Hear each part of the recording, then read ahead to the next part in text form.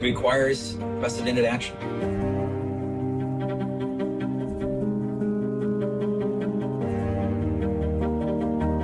I'm so amped up. I mean, the adrenaline rush, it's exciting, but it's exhausting. And I think we all just want to do everything we can to try to help. You ready?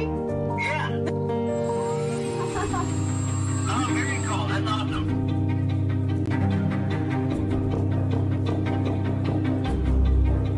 I would say the biggest personal challenges that I have myself is I don't have time to sleep.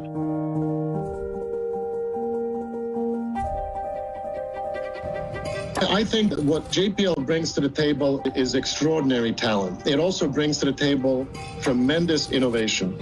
The third thing it brings to the table is tremendous focus. The other thing that I felt, I see it in our team, and that is a call to duty.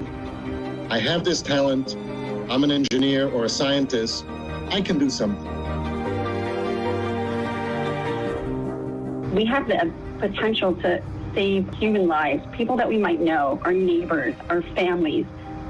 And that intensity, it's amazing.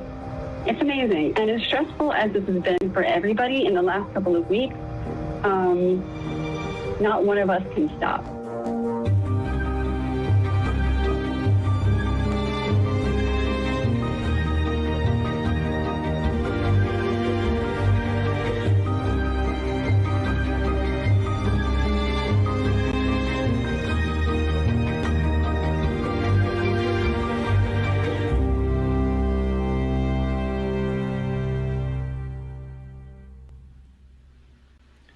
Fido was recently authorized by the FDA. It is designed to treat patients with milder symptoms, thereby keeping the nation's limited supply of traditional ventilators available for patients with more severe COVID symptoms. The device can be built faster, maintained more easily, and with far fewer parts than a traditional ventilator, thus making it more economical to produce. The designs for licensing these are royalty-free during this time.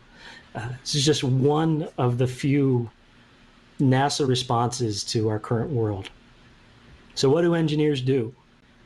They solve problems, they collaborate, they help.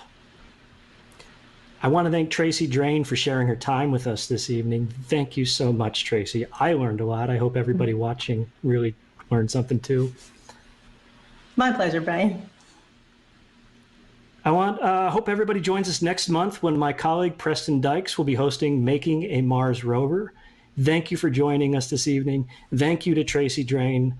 Please stay safe, stay kind, and we'll see you next month. Thank you, everybody.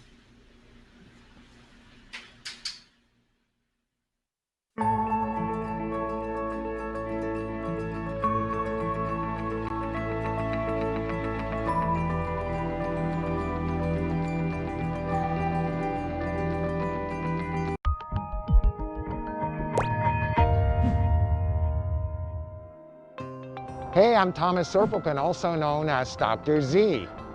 And I'm Ellen Stofan, also known as Dr. E. And welcome to another episode of Easy Science. And I'm so glad to be here with you right next to the headquarters building at NASA, which just in time for Women's History Month has a new name, the Mary Jackson Headquarters. And I'm just so excited to have that name on it. What do you know about Mary Jackson? Well, I learned about Mary Jackson from reading the book Hidden Figures and then, of course, seeing the movie. And, you know, she's just this amazing woman who wanted to become an engineer at NASA. She wanted to take the classes. They wouldn't let her in the school. It was for whites only. She fought to get a place in the class, got her certification, and became the first Black woman engineer at NASA. And just the perseverance she had to show, she knew she belonged. She knew that they needed her help to help get the first humans into space, and she persevered. Amazing. Today we want to talk about women in astronomy.